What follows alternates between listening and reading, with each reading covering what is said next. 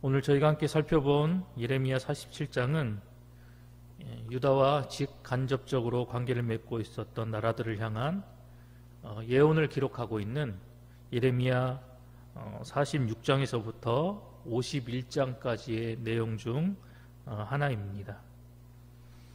애굽에 대한 예언을 이야기하고 있는 46장에 이어서 이제 이스라엘이 가나안에 정착할 때부터 적대적 관계를 유지하였던 블레셋에 대한 심판의 예언을 기록하고 있습니다. 블레셋에 대한 이 예언이 주어진 시기에 대해서 오늘 본문 1절은 애굽의 바로가 가사를 치기 전이다라고 밝히고 있습니다. 바로가 이 가사를 칠 때의 이 시기는 바로 애굽의 이 바로 느고가 갈그미스로 북상할 때를 이야기합니다. 그때 당시에 이 중동 지역의 패권을 쥐고 있었던 아수르가 신흥 강국인 이 바벨론에 의해서 이 수도 니느웨가 함락되고 사실상 국가로서 거의 이 몰락 위기의 상태까지 처하였던 시기였습니다. 그래서 이제는 이 갈그미스 성읍을 중심으로 해서 다시 세력을 정비하고 국가를 다시 한번 일으켜 세워보고자 하였던 그러한 시기였습니다. 그런데 이때 이 애굽은 아수르가 세약해진 틈을 타서 이 북쪽으로 점차 세력을 확장해 나아갔고, 또한 이 아수르가 이 바벨론에 의해서 완전히 붕괴될 경우에는 이 애굽의 운명마저도 위태롭게 될 수 있다라는 생각에 그들이 아수르를 원조하기 위해서 이 북쪽 갈그미스 성으로 진군하며 나아갔던 그런 시기였습니다. 우리가 잘 알고 있는 것처럼 이 시기에 이 유다 왕 요시아가 애굽의 군대를 맞아 무깃도에서 이 전투를 벌이게 됩니다. 그래서 이러한 이 역사적인 시기와 상황으로 볼 때 오늘 본문의 예언이 주어진 시기를 기원전 609년 또는 그 이전으로 본다라고 성경학자들은 이야기를 합니다. 계속해서 2절, 3절의 말씀을 살펴보면 일반적인 그런 사전 통보 형식의 이 방식을 통해서 이 블레셋의 멸망에 대한 이야기를 우리에게 들려주고 있습니다. 그리고 마지막으로 5절에서 7절까지의 말씀은 블레셋의 멸망을 가상하여서 블레셋 사람들과의 어떤 문답 형식의 방식을 빌어서 그들이 처하게 될 그 멸망에 대한 그런 예언의 내용들을 우리에게 들려주고 있음을 우리가 살펴보게 됩니다. 오늘 본문의 말씀은 1절을 통해서 애국 군대가 블레셋의 가사를 친다는 내용으로 시작하고 있지만 실상 이 블레셋을 멸망시키는 주체는 애굽이 아니라 바로 북쪽에서 일어나는 물로 언급되어지고 있음을 보게 됩니다. 2절의 말씀을 살펴보면 이 거센 홍수와 같이 북쪽에서 밀어닥치는 이 물이 이제 블레셋 온 땅을 집어 삼키게 될 것이다 라고 이야기를 하고 있습니다. 그래서 실질적으로 이 블레셋을 멸망시키는 그 주체는 바로 이 바벨론이 될 것이다 라는 것을 예언하고 있는 것을 보게 됩니다. 이렇게 블레셋의 멸망에 대한 이 예언의 말씀은 그저 일개 국가의 어떤 멸망만을 이야기하고 있는 것이 아니라 하나님은 이 예레미야 선지자를 통해서 이 블레셋에 대한 멸망의 예언의 말씀을 선포하심으로 인해서 하나님의 백성을 대적하는 악한 세력은 반드시 하나님의 심판을 받아서 멸망당하게 된다라는 사실을 우리에게 분명하게 보여주고 계십니다. 또한 오늘 우리가 살펴본 이 본문의 말씀은 세상 모든 역사는 사람의 뜻이 아니라 오직 하나님의 뜻대로 이루어지게 된다는 사실을 다시 한번 우리에게 일깨워 주고 있습니다. 본문 1절 말씀에 바로가 가사를 치기 전에 라는 그 그 내용 속에서 등장하고 있는 이 가사는 바로 블레셋을 대표하는 5 성읍 중에 한 곳이었습니다. 이 가사는 이 애굽에 가장 가까이 인접해 있던 지역이었고, 그리고 애굽과 서아시아를 잇는 그런 무역로로서 중요한 위치를 차지하고 있었던 전략적 요충지가 바로 이 가사라는 지역이었습니다. 따라서 이 블레셋의 입장에서 볼 때 이 가사는 이 애굽의 북진을 견제할 가장 중요한 지역이었고, 그리고 애굽의 입장에서 볼 때 이 가사라는 지역은 이 북쪽으로 땅을 넓혀가는 이 북진 정책을 이루기 위해서는 반드시 확보해야 할 지역이 바로 이 블레셋 땅 가사 지역이었습니다. 이러한 상황 속에서 오늘 본문의 말씀은 애굽의 바로가 이 가사를 치기 전에, 그러니까 즉 이 가사를 침공하였다라는 그런 내용으로 우리에게 본문의 말씀을 이야기하는 모습을 보여주고 있는데, 드디어 애굽의 북진이 시작되었다라는 것을 우리에게 알려주고 있습니다. 이러한 상황을 놓고 볼 때 이 당시 이스라엘 이 지역의 인근의 사람들은 이 지역의 패권은 바로 이 애굽이 그 이스라엘 지역의 모든 그 패권을 쥐고 있었다라고 이해를 하고 있었습니다. 애굽에게 패망하였으면 패망하였지 바벨론에게는 패망하지 않을 것이다라는 그런 생각이 당시 유대 백성들, 그리고 이 블레셋 사람들 대다수에게 지배적으로 영향을 끼치고 있었던 시기였습니다.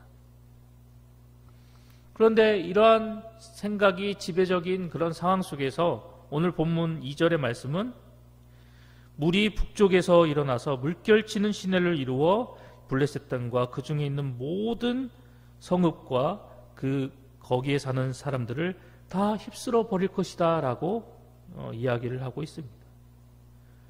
즉 북쪽에서 일어나는 물, 이 바벨론을 통해서 블레셋이 완전히 멸망당하게 될 것이다 라고 예언을 하고 있는 것입니다. 심지어 4절 말씀을 보면 하나님께서 친히 그리 하시겠다고까지 말씀하시는 모습을 우리가 보게 됩니다. 그런데 실질적으로 이 바벨론을 멸망시킨 그 존재는 누구입니까? 바로 하나님이셨습니다. 오늘 본문에 등장하고 있는 애굽도 아니고, 그리고 북쪽에서 일어나는 물 이 바벨론도 아닌 바로 하나님께서 이 블레셋을 멸망시켜 나갔던 것을 우리는 보게 됩니다. 왜 블레셋의 멸망의 주체가 하나님이 되시는 것입니까? 그것은 바로 하나님의 섭리와 그리고 하나님의 뜻에 의해서 이 모든 일이 일어날 것임을 미리 선지자를 통해서 예언하시고 들려주고 계시기 때문입니다. 즉 블레셋의 예언에 대한 모든 계획은 이미 하나님에 의해서 모든 것들이 설계되고 준비되어졌다라는 것을 하나님께서 미리 밝히고 계시기 때문에 실상적으로 블레셋의 멸망은 하나님의 이 주권에 의해서, 섭리에 의해서 이루어진 일이다라고 우리가 이해할 수 있게 되는 것입니다. 이를 통해서 우리가 깨닫게 되는 것은 세상 모든 일이 사람 중심으로 흘러가는 것처럼 보이고, 그리고 사람 손에 이끌려가는 것처럼 보여도 결국 그 모든 것을 주관하시고 이끌어 가시는 분은 바로 하나님이시다라는 사실입니다. 세상 모든 역사는 하나님의 간섭과 섭리하에 이루어지고 진행되어집니다. 그 어느 것 하나도 이에서 예외되는 것은 결코 없습니다. 온 우주와 그리고 모든 세상, 그리고 그 가운데 살아나가는 모든 사람들, 그리고 그 사람들의 살아나가고 있는 모든 삶의 순간순간까지도 깊은 관심을 가지고 하나님은 당신의 뜻에 따라서 모든 것을 이끌어가고 계십니다. 왜 우리가 하나님을 이 모든 이 세상의 주관자라고 우리가 이야기를 하는 것입니까? 그것은 바로 이 세상 모든 만물이 바로 하나님의 손에 의해서 창조되었기 때문입니다. 또한 이 세상 모든 것, 그리고 모든 역사의 주인이 바로 하나님이 되시기 때문입니다.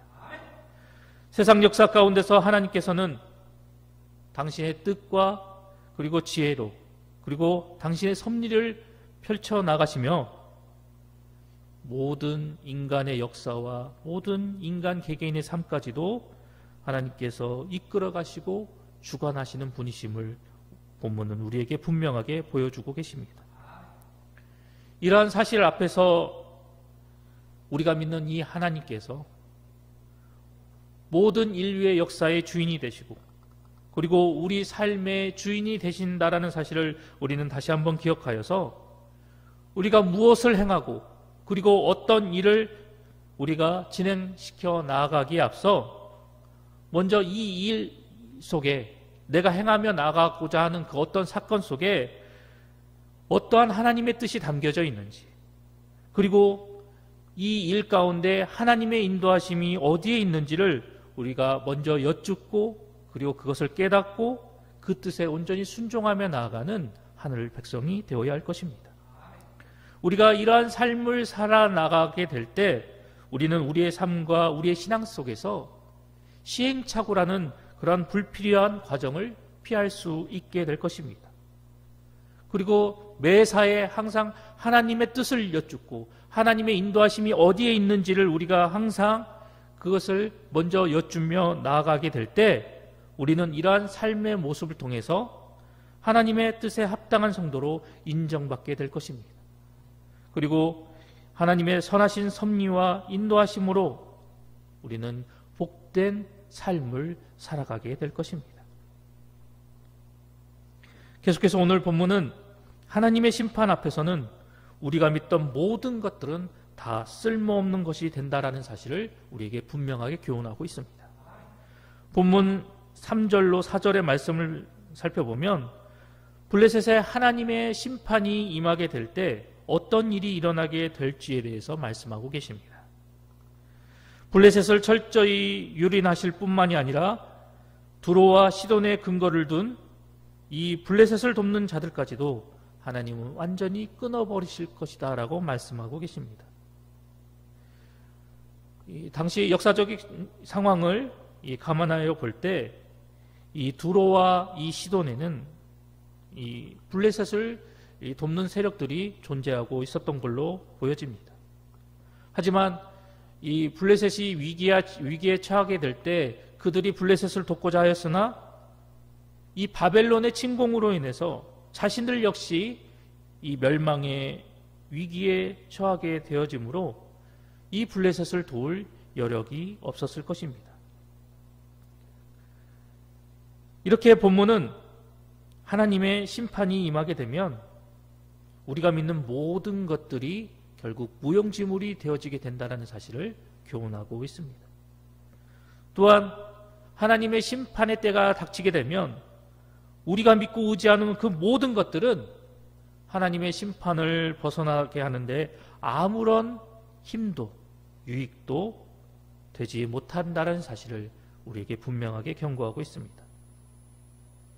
우리가 살아나가고 있는 이 세상 속에서 우리의 삶의 현실 속에서 마치 대단한 힘을 가지고 있는 것처럼 보여도 그리고 나의 든든한 의지가 되고 믿음이 되는 것들로 우리 곁에 다가온다 하여도 전능자 하나님께서 그 모든 것들을 꺾어버리고 그 모든 것들을 끊어버리신다고 하신다면 내가 의지하고 내가 믿는 그 모든 것들은 결국 무용지물이 될 수밖에 없다라는 것을 우리는 기억해야 할 것입니다.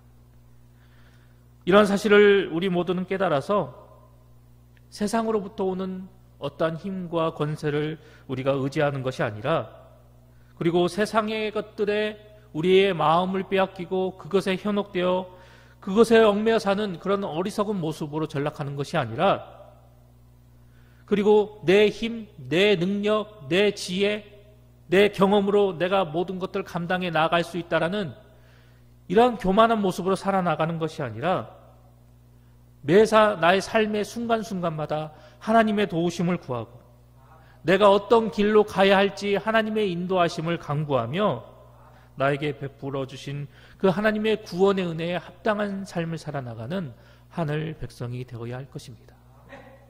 지금까지 나의 삶의 모습 속에서 나의 신앙과 믿음의 그런 과정 속에서 이 블레셋 사람들과 같은 그런 어리석은 신앙의 모습, 교만한 그런 모습이 나의 모습 가운데서 존재하고 있지는 않은지 다시 한번 우리의 모습을 되돌아보고 나의 모든 삶의 순간순간을 오직 하나님께서 당신의 뜻대로 이끌어 주실 것을 간구하면서 언제나 하나님만을 의지하고 하나님의 능력의 손을 온전히 붙들며 주어진 인생의 길을 걸어 나가시는 우리 봉상의 모든 성도님들이 되시기를 간절히 소망합니다.